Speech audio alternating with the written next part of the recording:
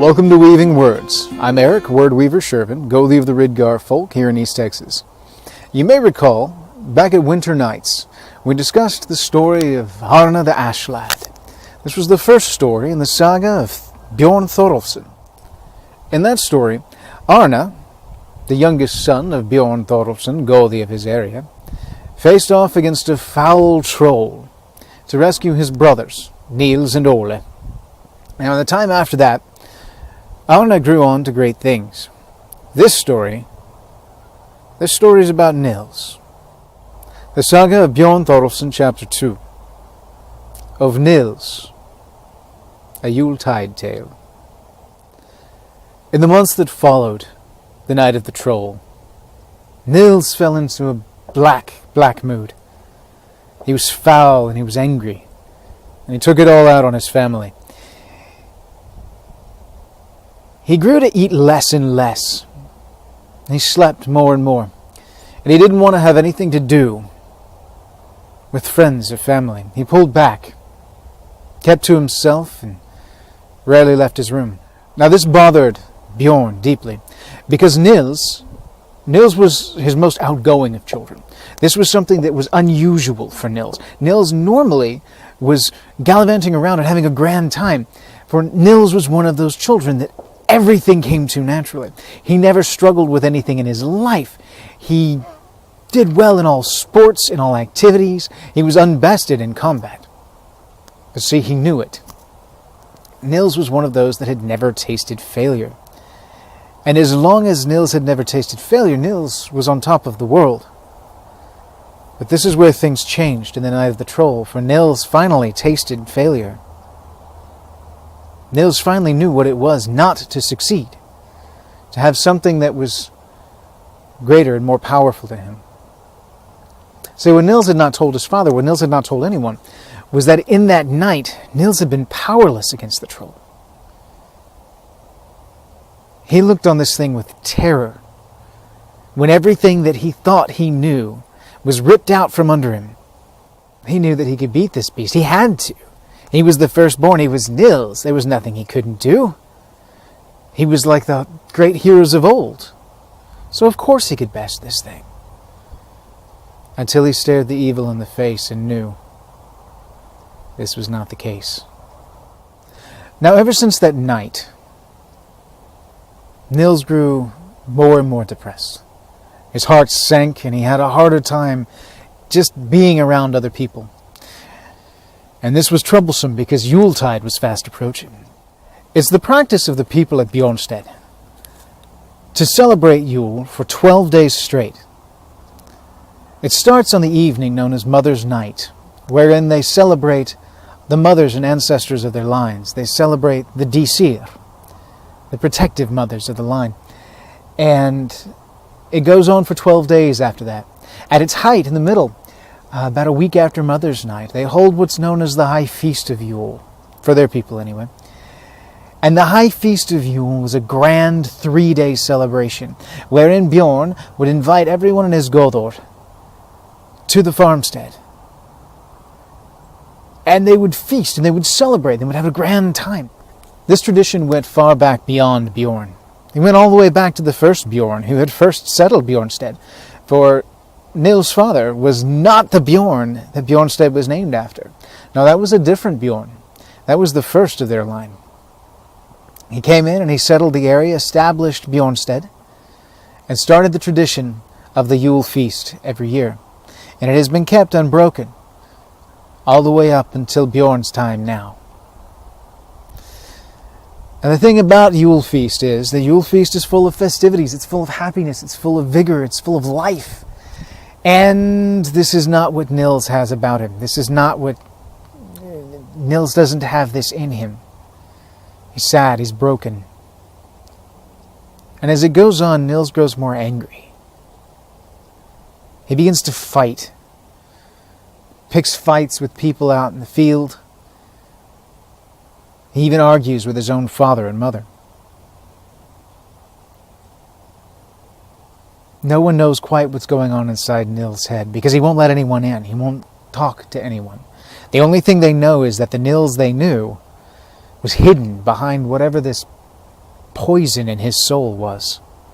Now this troubled Bjorn deeply, and so he sought out wisdom from his wife, Freydis, for he knew that she, like the other women in her line, had something of the sight about her. She could see things that others could not. She had a reading of the weird in such a way that she could tell where things would end up, long before anyone else could, and she saw the things that others kept hidden. So Bjorn says to Freydis, "Fair wife, what counsel shall we take?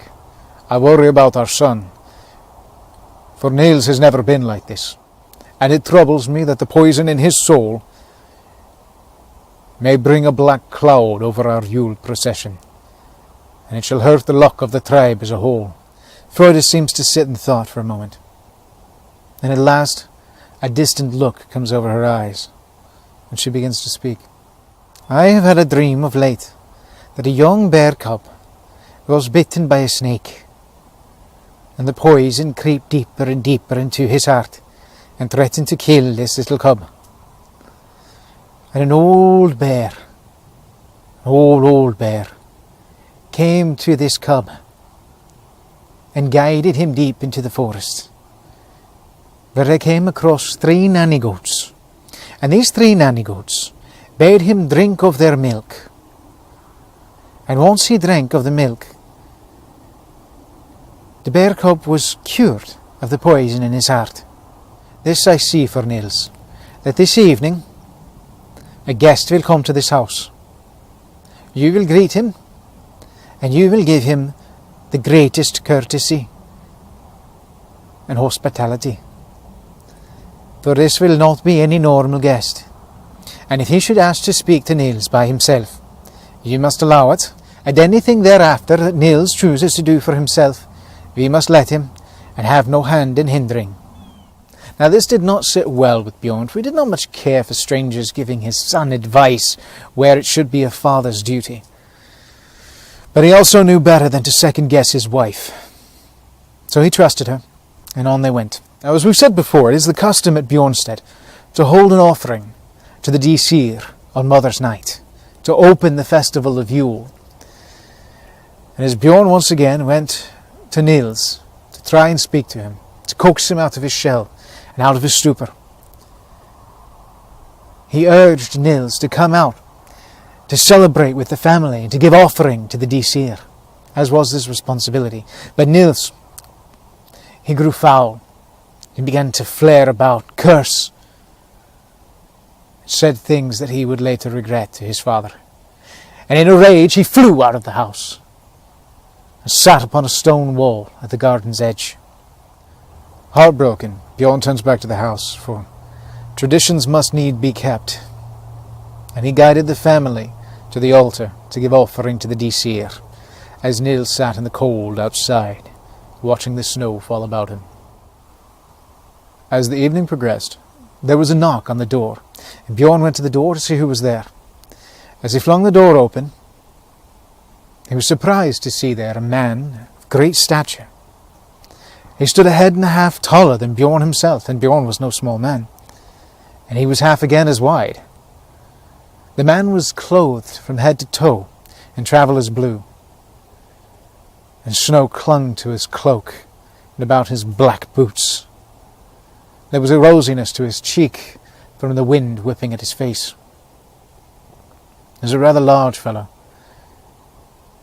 like he hadn't missed a meal in quite some time. As the evening progressed, there was a knock at the door, and Bjorn rushed to see who was there, thinking on Freydis' premonition. And as he opened the door, he was surprised to see on the other side a giant of a man. This man stood a head and a half taller than Bjorn, and Bjorn was no small man, and he was half again as wide. His long white hair hung almost as far as his long white beard, which drooped down low over his blue traveller's tunic. Snow clung to his black boots, and he had a traveller's pack, a great satchel slung over his shoulder. There was a rosiness to his cheeks from the wind whipping at him on the walkway. Bjorn invited the man in. The great man chuckled, and he shook almost. You could tell this man had not missed a meal in quite some time. Bjorn called to his people, The board was set and meat was served. The guest was bid welcome, and a feast was had. Drink was shared and stories were swapped. And as the stories were swapped, Bjorn was surprised to find out that this gentleman knew more of their farmstead than anyone he'd ever met. He seemed to know stories that went back almost as far as the first Bjorn himself, and he could not understand. It was almost as though the man had been there himself to see these things. So Bjorn asks the man how he knows of these tidings, and the great man just chuckles and says, "Oh, even I don't know how long I've been coming here. I've heard stories from people going long, long back to the first Bjorn, and it seems like generations that I've been coming to this farm to see families, though this is the first time I have been to visit yours. You have good children and a good wife. You've done well for yourself, Bjorn. I think your ancestors would be proud of you. Though I do have to ask, what tidings are there to tell of the boy that sits outside on the stone wall? What ails him so, and why won't he join his family on this evening of Mother's Night?" So Bjorn tells the traveller the tale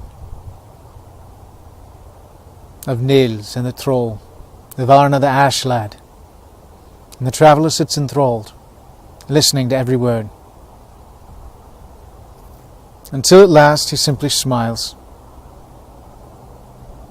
and he asks Bjorn's blessing to speak with the boy. Bjorn, of course, grants it, after a knowing glance and a nudge from his wife, and the traveller steps outside to sit next to Nils. Quite some time passes, and the moon begins to grow high in the sky as they sit and speak outside. Yet no one knows of what they spoke, for to this day Nils will not speak of it. But at last the traveller extends a small satchel out of his great pack to Nils, a gift. And Nils takes it in his hand, gives a knowing nod, and begins to walk into the forest. Now Bjorn jumps up, thinking that he must follow the boy, but his wife stays his hand and reminds him that they must not interfere with whatever Nils chooses to do at this point. The old traveller comes back into the house and begins speaking as though nothing ever happened. He simply falls right back in to his jovial nature, chuckling and telling stories of old, giving Bjorn a hard time, and just genuinely being a joy to be around. Bjorn himself, of course, is confused and knows not what's going on, but still, he has to trust Freudis in this. So he nods and he chuckles, and after a while, his heart is light again and he begins to chuckle with the traveller. As the night progresses, finally, the traveller rises to leave. Bjorn and Freudis send him with great gifts, food and clothing for the trip, and to thank him for his hospitality and his storytelling, to honour him as a guest of the Golding. And the traveller then reaches into his great pack, and he pulls out such fine works of wood, handcrafted items, that almost looked as though the dwarves themselves created them. And he hands each of the members of the family, each of the children, and the husband and wife, a marvellous gift, so beautiful to behold. They could not believe that it was carved by hand. He smiles and he chuckles, and off into the snow he goes. And now it needs be told of Nils, once he left Bjornstead and ventured into the woods. Well, he travelled on some time, and he walked deeper and deeper into the woods. The night grew on, and the hours went by. And hours continued to go by as he walked, and his feet grew tired and sore. As he ventured into Mother's Night, he knew something was not right. For the longer they walked, he knew, by this point in time, the sun should begin to rise. He should begin to see the light of the first day of Yule. But it was nowhere to be seen. No, if anything, the night grew darker, and none but the moon shone to illuminate his path. So he continued to walk. At long last, Nils came to an old farmstead, and he knew it at once, for it had long been rumoured that this particular area of the land was the original Bjornstead, where the first Bjorn was said to have settled and set up his farm. Now Nils lost count of the greats before he was able to call this Bjorn grandfather. He was the grandest of fathers, and the first of their line to settle this land. So the story had survived throughout the generations, so that even Nils knew his name. Now Nils sat down on the ruins of an old rock wall and began to rummage through the sack given to him by the old traveller. There were many things littered about the bottom of that sack, but the only thing that caught Nils' eye at the moment was the loaf of bread. The hunger had finally taken him. He's not sure why, but at last he was hungry. And so he ate. And as he sat there eating the bread, he heard from behind him laughter and singing. As Nils turned around, he beheld a wondrous sight, for there were 3 ladies drawing water from a well, and they seemed familiar, yet he could not place them. One was decidedly older, one was much younger, and one could be mistaken for his mother's sister, if he did not know better. And as Nils looked on, the ladies stopped a moment and gazed deeply at him, finally beckoning him over towards them. Nils was not sure why he complied, but he felt like a mother was calling him home. He had to comply. So Nils came over and he knelt at their feet. And the ladies asked him what brought him there that night, for they knew of the darkness in his soul and wished to hear his tale. Nils had had no intention whatsoever of speaking to the ladies. His mood had not brightened a bit. He was feeling unsociable, but there was something about them, something about these ancient mothers that cut right through. And he could not help himself. He began to tell his tale. He began to spill his story, to sing the song of the night of the troll, of his shame, of the jealousy he felt that his younger brother had bested him at something that he should have been able to handle himself. He told them of all the darkness in his heart, and how he felt without worth, how he felt that he had no purpose and no place in this world, because he had been bested, and he was not what he was supposed to be. How could he ever be anything to his family after that? Then the eldest mother looked at Nils and said, "Blind are ye, fair child, for this is to be expected of one not yet become a man. Worth ye have, great worth to see, but to truly know it, 3 draughts of this well must ye have, though they come not free." For the first time since the troll, Nils felt hope again, and for some reason he felt like he must follow this woman. But he did not have anything at all that he knew of that would be of worth to buy such a healing. Little did he know that she knew that too. The oldest mother once again said to Nils, "Far more have ye than thou knowest, for were not ye gifted of sack by one traveller earlier this evening?" Nils acknowledged. "Then from that sack reach in your hand, and the first thing you pull out will be the price of the first draught." This seemed strange to Nils, but nonetheless he agreed, and he reached into the sack and he pulled out the first thing that he laid hand on, and it seemed odd to him, for it was nothing but a stone. Surely this couldn't be the price of such great wisdom. What was he to do with a stone? But he held out his hand nonetheless to the old lady, and she smiled and bade him drop it into the well. As he dropped it, she drew water from her bucket, filled a horn and gave it to Nils. And with that price he took his first draught. Now as Nils drank, a strange sinking feeling came over him. The world about him spun and fell away all at once. Then all of a sudden, it seemed like he was dashing through time and space itself, until at last his eyes came to rest in the skull of another man. For these were not his eyes out which he saw. He looked about and he saw this first Bjornstead where he stood now. But it wasn't the same. It wasn't in ruins. No, it was fledgling, not yet started. And that's when he knew. He was looking through the eyes of the first Bjorn, who first built the first home on this first Bjornstead, his grandest of fathers. And he looked down into his hand and he saw the same stone which he had just paid as a price, wondering why in the world this stone was here. As he continued to look around, he saw the construction, and he saw the farmstead being built. And as he looked down, he saw the first Bjorn lay that first stone as the first corner piece, the first cornerstone of the house at Bjornstead, the first home of his family on that land. And suddenly it began to make sense to Nils what he had just seen and what he had just paid as a price. For that wasn't just any stone. That was the first stone of the first home. That was a piece of their past, their history, their legacy. Suddenly he longed for it back. And then Nils began to feel the aches, the pains in the joints as this first Bjorn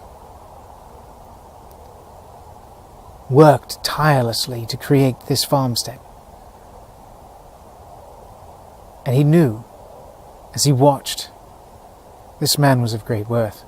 He worked tirelessly, and he raised his family, and he built the farm that would later become their Bjornstead. As he watched its namesake lay down his life at last, and watched the next generation come up and take the farm from him, and carry on his legacy, Nils finally understood where this farm came from and just how grand its history was. And all at once he was back in his own eyes, looking once again upon the three mothers, wondering what in the world could they have for him next. Trembling, shaking, he looked to the next mother. The second mother was the one that was nigh unto his mother's age. She could have been her sister, as aforementioned. She smiled at Nils, bade him reach back into the sack and pluck out the next price. And so Nils did. Nils reached into the sack and pulled out a silver coin.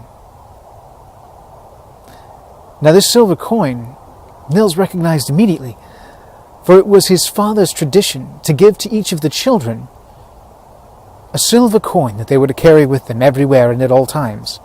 His belief was that no person should ever be without, and he intended that his children would always have at least that, so they had at least one piece to call to their name. Why was it in the satchel? Nils could never know, for it was no longer in his pocket where it should have been. It pained him, but he knew that he must, and he dropped the coin into the well. The second mother poured another horn, and he took a second draught. And as Nils drank again, suddenly his eyes were his no more, and he was looking out another set of eyes once again. Now who could these eyes belong to? It did not take him long to realize that Nils was actually looking at his own home, and around him he saw his mother. He saw his sisters and his brothers. And then he saw the pain on their faces, for the traveller had long gone, and the dark pallor had come back over the house. The cloud from the poison in Nils' heart once again infected the family. And they were sad, and it was dark. Nils looked upon his mother as she wept. He looked upon the pained faces of his sisters. He saw the mix of anger and sadness on his brothers' faces. And then it dawned on him. The eyes through which he saw now were his Bjorn's eyes, his father's eyes, looking over the family. seeing the hurt that his absence now brought, and that his behaviours till late had wrought upon the family. Nils then began to feel as Bjorn felt. The love that he bared for his son, the worry. But what he did not feel was what he expected, for he knew for certain his father must be disappointed in him, must feel shame because of his failure, but there was none. There was nothing but love and concern in Bjorn's heart. And at that Nils shed a tear. But then Nils began to feel every ache, every pain, the strain of every muscle, the grinding of the joints, the hurting in the back. And all of a sudden he knew of all the little hurts, of all the little injuries that Bjorn never let the family see, that he would never show, as he kept a brave face and did everything that he could to provide for the family. Nils' respect for his father grew tenfold in that one instant, and his heart burst with love for the man, for he knew what he had sacrificed and what he had done for that family. And tears began to roll down Nils' face. All of a sudden, Nils' eyes were his own again, and he looked once again upon the mother's, trembling, shaking, with tears rolling down his eyes. Nils didn't even hesitate and reached into the satchel to pull out the price for the third draught. And as he reached into the pack, he was struck by a pain in his hand, and as he pulled his hand out, it bled, and the blood began to run down over his hand and onto the ground. He looked confused to the youngest mother, who only smiled and bade him extend his hand over the well. As the blood dripped down into the well, mixing with the waters, she offered him the third draught. And drink he did, one last time. As the water passed his lips, Nils was shunted once again, but this time through time and space, forward.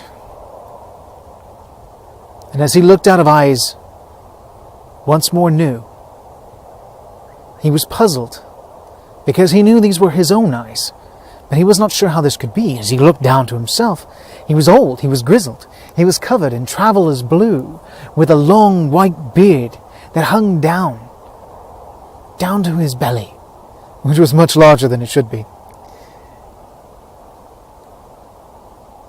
He looked just like the traveller that had visited him earlier that day. And as he looked down at his feet, he saw wee ones, children, gathered about, and he was handing each of them toys from a great sack. He wasn't sure why. And then it struck him. These were his children's children's children. These were his blood.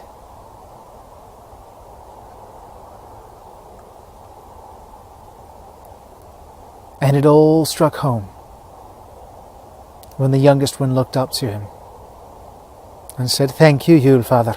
I love you." Oh, Nils' heart burst in that moment, for he knew at that moment that it was Yule Father that had visited him earlier that night. But it wasn't just any Yule Father. The reason that the Yule Father felt the way he did and knew what he knew was because he was that first Bjorn. That first Bjorn come as Yule Father at a time of need, to once again provide for the family, to once again to see to its survival, to provide for his grandsons. And here was Nils in the future doing the same. Suddenly he knew his worth to the family, his worth to the line. And he knew that no man was without worth that did right by their tribe and took care of their family. Joy welled up inside him. And as he closed his eyes with a big smile, he opened them once again to look upon the mothers, all beaming with pride and singing his praise.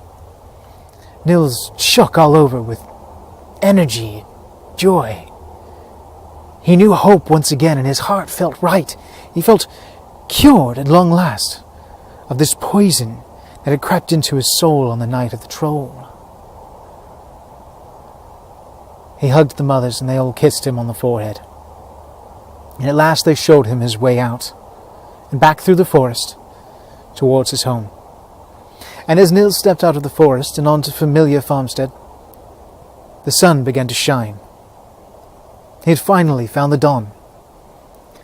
But to his surprise, the house was a bustle, as men and women rushed around everywhere, preparing for feast. This wasn't right. The feast wasn't till a week after Mother's Night. And then he saw his father preparing, and he knew in that moment he had been gone an entire week in the woods. Amazed, he rushed up to the house. He hugged his mother about her neck, and he kissed her so.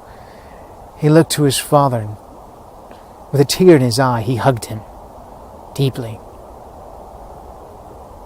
He smiled at his sisters and slapped his brothers on the back of the heads, told them of what he had seen.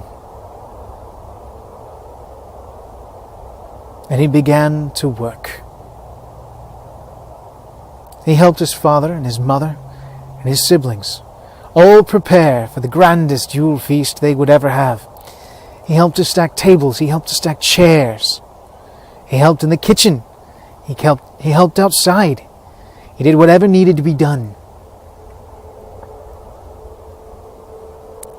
At one point, Bjorn reached down to lift up a chair and winced just a little bit. And Nils rushed forward to snatch the chair from him and set it where it needed to go. He bade his father sit down to take a load off. Nils was a man now, and this was for him to do. His father but chuckled and smiled with pride as his boy went about, being his old usual self. Then that night at feast,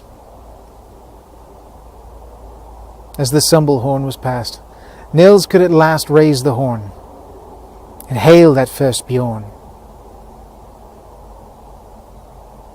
and tell of the wonders that he must have seen in building that first farmstead. He could raise his horn to the mothers, to the Disir, and sing their praises for watching the family line. And he could raise his horn in toast to his family, who were the nearest and dearest thing to him in all the world. And mark that night the greatest Yuletide of all. Thank you for joining us today. If you liked what you saw, give the video a like, shoot a comment down in the comment section. Give us a subscribe on the YouTube channel. We also have a Facebook group called Word Weaver Productions. Hit us up online, give us a follow. It's an opportunity for me to share the videos that I have here and to hit the hive mind a little bit every now and again to see what you guys think, get a little insight on the videos. So I'm constantly working to improve them. One of the things I'm shooting for is better mic, so we'll get the audio quality a little bit better. I'm also trying to practice on my post-editing, so hopefully that will get better with time too. Anyway, hail. Hope you have a wonderful day.